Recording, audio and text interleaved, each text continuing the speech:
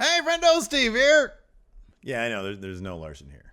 Larson is not on this. It's just me. It's my channel, MF Steve here, YouTube. And of course, this is your Impact Wrestling review for the week. We are on the road to SLAMMIVERSARY 15, which happens Sunday, July 2nd. I will not be watching simply because I will be in Long Beach for the New Japan G1 special. Man, I'm excited about that. But this is, of course, not a New Japan video. We do those on Stephen Larson's channel. Me and Larson's channel. This is Impact. This is the second to last, I think, show before SLAMMIVERSARY. I think the go-home is next week. I wonder how that's going to play out. This felt a little go-home-ish, to be honest with you.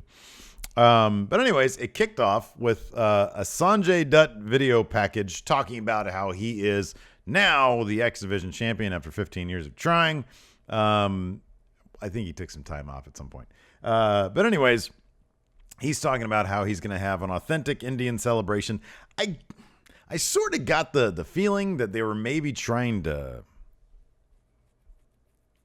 that maybe they were kind of half-assedly addressing the elephant in the room, which is the fact that WWE just had their own Indian celebration a couple weeks ago with Jinder Mahal when he won the WWE Championship. So I got the feeling that he was sort of laying out his Indian heritage credentials, if you will, talking about how, where he grew up and how he grew up. And I got the feeling that there was this sort of like, well, I'm maybe more Indian than Jinder Mahal. I could be completely reading into that like way too much, but I don't know. I just got that feeling. There was something kind of defensive feeling about it. But I'm not going to project. I don't really, maybe it wasn't there. That's what I felt. Maybe there was. Anyways, so we were going to get an Indian celebration from Sanjay Dutt. Good for him. Then we cut to Laurel they call her Hot Mess Laurel Van Ness, which I think is a fantastic name. That's great. Because she got jilted at the wedding altar not too long ago. And Sienna, the current Global Force Women's Champion, I don't think that there's what do they call them? The knockouts. I don't know if there's a knockouts champion right now or not. I have no idea. I don't know if Sienna is they're going to be unifying those titles. I have no idea. I haven't looked it up. Anyways, they're in a dressing room. Sienna's telling Hot Mess Laurel Van Ness that she needs to focus because they have a tag match tonight against Allie and Rosemary.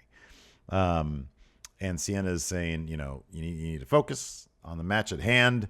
And Laurel is kind of crazy, and so she's like not really doing it. But I kind of like this segment. It was quick and to the point. Impact, they've been doing these forever. And this is one of the things that I've actually liked about Impact is that they film their backstage segments in a different way than they film their in-ring segments, meaning they use like a different camera. They use a frame rate that makes the motion feel more cinematic. They use it like a depth of field. It's not like WWE's where it's just straight on them, like they're talking towards the camera. It's kind of silly. These are more like fly on the wall type things. And this was quick. It was to the point. It was good. If this were a WWE backstage segment, it would have taken 3 times as long, and it would have been kind of annoying. Cut to the Impact Zone Mumbai, and they got that paid Mumbai crowd. Man, that is the way to do it because those people were hot. They were hot for collecting that money. But I'll be honest, like if I didn't know they were paid, I'd be like, wow, this crowd was really into this show. They were cheering when they were supposed to cheer and booing when they were supposed to boo. Maybe WWE should start paying their crowds. Anyways, we kicked the episode of Impact off with another Sony 6 sponsored match. And this was the Sony 6 X Division elimination match with 6 competitors. Maybe because I found out, by the way, thanks to people on Twitter telling me that Sony 6 is the channel that Impact runs on over there in India. That's why they were sponsoring all these things. So it was good. This week it was an elimination match, the X Division. Trevor Lee comes down first. I'm a big Trevor Lee fan. Davey Richards came down. I don't really know much about him. Suicide came down. All I know about Suicide is that a bunch of different people have played Suicide. He's a guy in a costume. I'm not sure why I should be rooting for a costume. I don't care about Suicide. Get rid of that guy. Maybe, look, the guy under the Suicide outfit, have him come out of the outfit and then give him a job. Keep him a job. But, getting rid of Suicide, you're just getting rid of a costume. Anyways, then Braxton Sutter comes down. He is my current Impact MF Steve Wrestler of the Year. He's a cool-looking dude, very charismatic. I like that Braxton Sutter guy. He's got a denim vest. I think I might get myself a denim vest. Eddie Edwards comes down. Now, this is kind of interesting because if I recall correctly, Eddie Edwards was kind of recently TNA Impact Wrestling's world champ. Why he's now in the X Division? Because X Division, as I understand it, is kind of like a stepping stone of sorts. I know that you can win the X Division title and then give it up for like a title shot. I think they still do that. I don't know. I don't know if they still do that. What do they call it? Plan B, Option C, something like that. Anyways, Eddie Edwards, I need to see more of this guy to understand why he was world champion, because he has kind of a generic look. Maybe he's a great wrestler. I don't know. Anyways, he came down. And then Matt Sydal came down, Evan Bourne. I love Matt Sydal. I think he's fantastic. He needs to stay out of trouble with the law, though, because he was in New Japan. Now he's not in New Japan anymore because he got in trouble with the law. So anyways, this was a fun match. It was an X Division elimination match. It was good.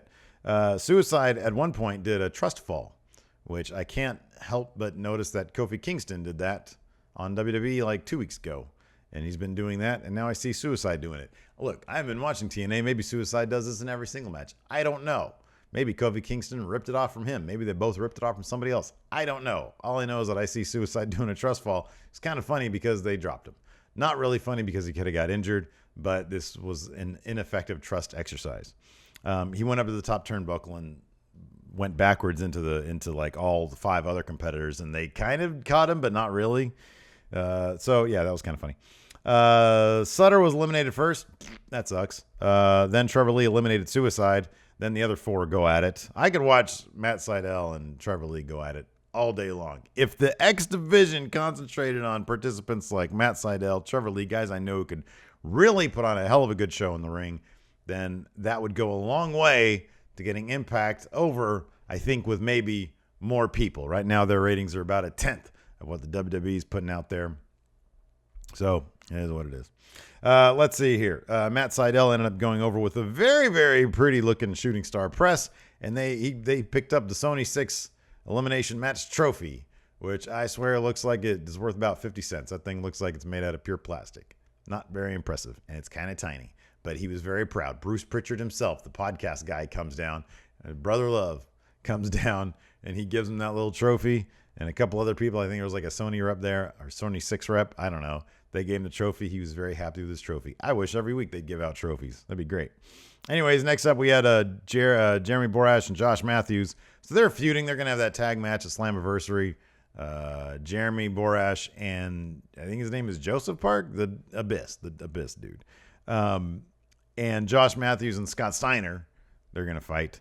Or it's going to be a tag match against both those teams. So it cuts to them to sort of discuss the goings-on because Matthews and Borash are obviously the commentators or the announcer guys. And I'll be honest, their feud kind of doesn't get in the way of commentary, which they're decent commentators. So that's a good thing. I figured like when I first heard that, Impact, they're launching this new era, Anthem bought them, and they're immediately launching into a feud between commentators. I thought that's terrible. Like the first thing you want to do is not echo the worst feud in WWE's history in the modern era anyways, which is Michael Cole versus Jerry Lawler. But they did this. The good thing is Josh Matthews is actually chock full of charisma. I like Josh Matthews. I think he's good. Jeremy Borash is actually a pretty funny dude. From what I understand, he was a lot of the creative force behind the Broken stuff.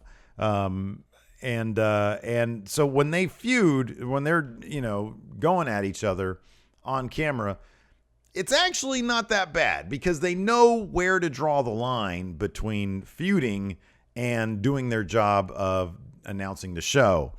And so they're not overbearing with it, which is good. You don't want them to be overbearing because that could completely cripple your show.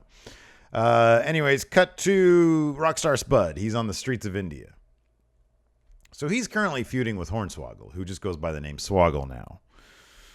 And this vlog is Rockstar Spud's on the street, and he sees Swoggle, and he's hanging out with some people, making him laugh. And then, long story short, they almost get into a street brawl, and then a little person Indian fella comes up and separates them. Two things here. Number one, it ended on a cliffhanger. And I swear I watched the rest of the show, and I didn't see how this was resolved, which is bad. You should be able to resolve this stuff within the episode. So I don't know how that ended up. I don't know what ended up happening. Maybe I turned away for a second when Lacey was talking to me, and maybe I just missed it. I don't know. Maybe that's the case. I don't know. Number 2, these segments, because there was a cafeteria one between these two guys last week, and these segments could actually be pretty funny because I think Rockstar Spud is a charismatic dude, and Swoggle knows how to do comedy. Comedy's a tricky thing. With comedy, you need a competent production value. When I say that, I mean you need to know how to edit comedy. Comedy has to have a flow. Comedy has to have the invisibility of production. And when I say that, I mean you need good audio without audio pops. You need mics on everybody. You need room tone. You need all that stuff to flow into each other so that what you're seeing, the production aspect of things, aren't getting in the way. Whoever is producing these, no disrespect intended, they're terrible because there's production problems all over the ass. The editing is terrible. There's like sound differences between one shot to the other in terms of like the white room tone, the white noise, the room tone that you hear. The production aspect of it is ass. And so you've got these two guys who are trying to put their comedy stylings into this, and it's just being torn apart because of production issues. That's the kind of stuff that I feel Impact needs to work on a little bit. Because, and honestly, this is kind of the only thing that this was like really a problem with. Because I think this could have been a decent segment, but A, it never resolved, at least not to me. That could be on me. I could have been in the other room. I don't know. And B, so that's on me. But B, the production aspect of it completely takes you out of it. So anyways, moving on, Borash and Abyss are pumping themselves up for Steiner. They're in that hotel room they were in last week where Steiner was Skyping in.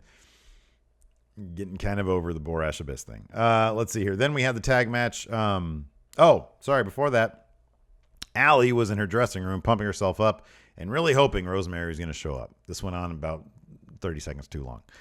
Then we had the tag match. Allie the heels come out first. Sienna and Hot Mess Laurel Van Ness. They both come down. And then Allie comes down. She's pretty over. The crowd was into her. Then again, they were paid. She comes out.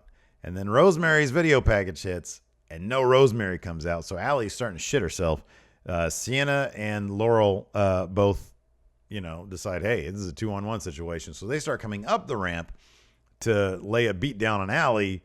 And then, wouldn't you know it, Rosemary was chilling under the ring. She comes out. She gives a double clothesline to Sienna versus Laurel Van Ness.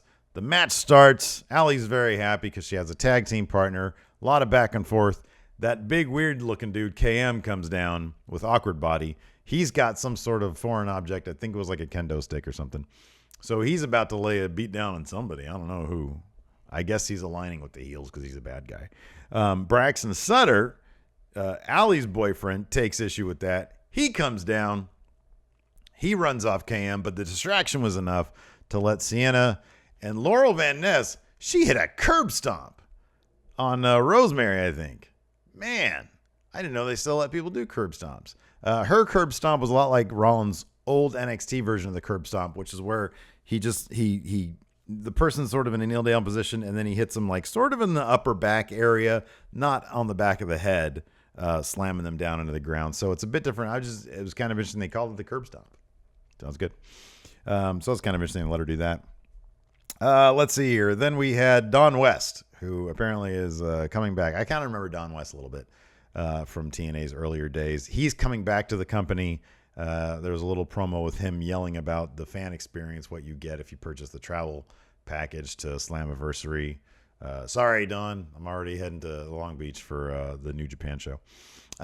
Then we see, I think, Sanjay Dutt having sort of a mini parade out in the streets of Mumbai. We got another LAX segment, but I think they repeated either the entire thing or most of it from last week when they decided they're going to go around, do a bunch of indie promotions, interrupt the show, and then steal the promoter's money, which is, I'm pretty sure, illegal. I mean, they just straight up film their illegal activities. Relax. It's all wrestling. It's all good. I like LAX. I like Conan. I think they're cool. They look really neat. Anyways, then we had Mahabali Shera in the ring last week. He won the last Sony 6 match. And he was welcoming Sanjay Dutt to the ring to have their own Indian celebration. At one point, Sanjay Dutt picks up the mic. Here's the thing about him. Sanjay Dutt, good wrestler. Most boring promo guy I think Impact has, because he sounds like this is the most normal, boring babyface guy there is. He's interrupted by Loki in his Hitman gimmick. Loki comes down, and I can listen to Loki read a phone book. His voice is immaculate. It is fantastic. This guy cannot drop a bad promo, and he's so sounds like a professor almost. I've always known that about Loki. It just bears repeating here. Anyways, yeah. So Loki says, "Yeah, congratulations, you won. I feel like you were lucky." Crowd boos that, but he says, "But I would like a rematch." Sanjay Dutt says, and this is all respectful. Sanjay Dutt says, "Fine, you get a rematch at Slammiversary. 2 out of 3 falls." Once again, this is Sanjay Dutt on the mic, and so what should be like a very intense, "Fine, you want me 2 out of 3 falls." He's just very matter of fact about it. He's like, "Okay, cool. How about Slammiversary? How about we do 2 out of 3 falls? Is that good?" There's no intensity to Sanjay Dutt whatsoever. He's a good wrestler, though. He's a good wrestler.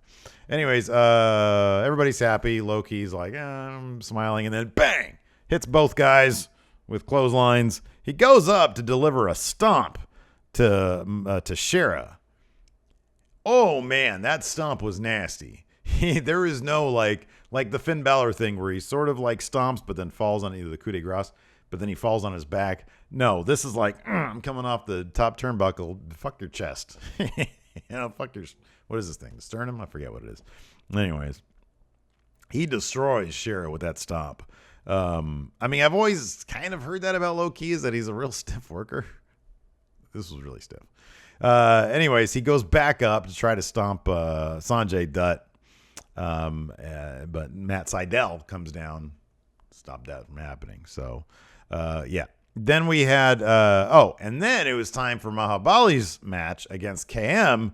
KM comes down. Shera's about to come back out. He's got some rib tape on, which is weird because he wasn't stomped in the ribs. He was clearly stomped in the chest. The doctors are trying to pull him back to the back, and he says, I'm going to go fight. So he tells the doctors to F off. He comes down. Somehow he pulls a win out of his ass. KM has to feel like an asshole because Mahabali Shera, he looked like he was toast. But somehow he picked up the win. They're going to push this guy to the moon. And then Congo Kong with them big old C-cup titties comes down, and he starts laying into Shera. Him and KM team up to beat the crap out of Shera. Maybe we're going to get Mahabali Shera versus Congo Kong at Slammiversary. I don't know. Hopefully we'll find out in the go-home show next week. We had another sequence with Borash and Abyss at the gym and then in the pool. It's kind of comical, but I'm kind of over that. They're just kind of cheesy. And again, comedy has to be done right in terms of the production aspect of things. There are a couple things about this that kind of took me out of it and made them less funny, which is weird because I hear that Borash was the director of those broken segments, and those were comically like bad, but they worked production wise. Let's see here. Then we had Eli Drake and Chris Masters, who goes under the name Chris Adonis now. They come down to talk about Moose. And they say, "Moose, you're crap. You don't have a tag team partner." Moose, his music hits. He starts air guitaring on his belt. I think he's the Impact Grand Champion, if I'm not mistaken. Anyways, he comes down with his belt. He's air guitaring. The people are all into Moose. He calls them dummies. And then he says, "My tag team partner is not here. But my tag team partner is, in fact, NFL star D'Angelo Williams. He's going to be tagging with me at Slammiversary." I looked it up. D'Angelo Williams is not retired. However, he has not been signed by anybody. He is a free agent. I don't know. I haven't really looked up as to why nobody signed him yet. Like, he had great numbers last year. I think he was on my fantasy team like 2 years ago, maybe even last year. Anyways, apparently, according to a couple months ago, he was undecided about his NFL career. I hope he is insured up the ass, because if he is worth millions of dollars in the NFL and he ends up hurting himself in this match, he's going to need that money. Anyways, then our main event was Alberto Del Rio and James Storm, the faces, versus EC3 and Lashley. I'm not a huge fan ever of singles competitors doing the tag thing, heels versus face. I don't really like that. I don't really like it in WWE unless you have really, really good wrestlers telling a really, really good story in there, like SmackDown usually does and Raw never does good. Alberto Del Rio, 2 things to note. Number 1, he was wearing a shirt. I don't like when wrestlers wear shirts during their matches because it's usually just conceding that, yeah, I haven't been working out lately. And I don't like it. And he did that. Number 2, he wore his Alberto Del Rio trunks. You are no longer Alberto Del Rio. You are now Alberto El Patron. El Patron. Whatever. Means the boss in Spanish. I know that much. Anyways, he was wearing his old trunks from WWE. If you're going to bring a guy over from the WWE, and there's only going to be a very slight tweak to the name instead of a total repackage, you just, look, kick in some money for some new trunks for him and say, don't wear Alberto Del Rio trunks, please. Don't do that. Because it just reminds everybody that you didn't really get as far as everybody thought you would in the WWE. So his tag team partner was James Storm. I like James Storm. He just moves really slow. Like really slow. He did a sling blade. And the funny thing, he's not like out of shape. He did a sling blade to somebody, Lashley, I think. And it was like the weakest, like slowest sling blade I've ever seen in my life. Lashley at one point in this match delivered a Rainmaker. It was the worst Rainmaker I've ever seen in my life. It wasn't like a real Rainmaker. He had the guy's arm and he'd give him, but it wasn't like true wrist lock, and then he rolls him out and brings it in. Let's see here. What about this match? Yeah, that's pretty much it. The match ended. EC3, who I like EC3 a lot these days. Like I sort of didn't like him a little while ago. I think I ever heard a promo of his and I just wasn't impressed, but I like him a lot now. He attacked the ref with a belt. So he comes down to the ring these days with like a dress belt, like a belt, like a proper belt, leather one. And he attacked the ref with the belt because he really didn't care about the match, apparently. He's a heel. So another ref came down throughout the match. Alberto El Patron and James Storm took out both the heels. So I think there's one more show after this before Slammiversary. They might just do like a recap show. That wouldn't surprise me. Yeah, I don't know. I mean, look, it's Impact. There's a reason we don't cover it on our channel. Like, none of these matches are going to be 5-star matches. Matt Sydal, he's capable of a 5-star match. Low Key's probably capable of a 5-star match. Chris Masters isn't going to put on any clinks anytime soon. I've never seen Eli Drake wrestle, so maybe he's good. 2 out of 3. The Slammiversary match that probably is going to be the best is going to be the X Division 2 out of 3 Falls match. That's probably going to be really good. I could see that being really good. So yeah, I don't know. I'm interested to see what they do after Slammiversary. That's, from what I understand, kind of their mania.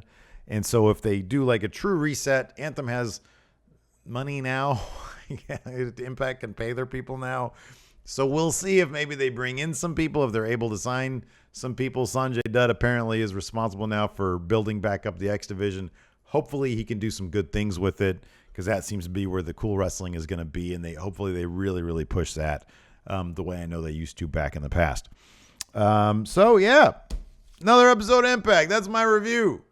Let me know what you thought in the comments. We're trying to get the Impact review is going to be the new big thing. I don't know, man. I have no idea what I'm talking about. Anyways, let me know what you think in the comments. Until next time, we'll talk to you guys later.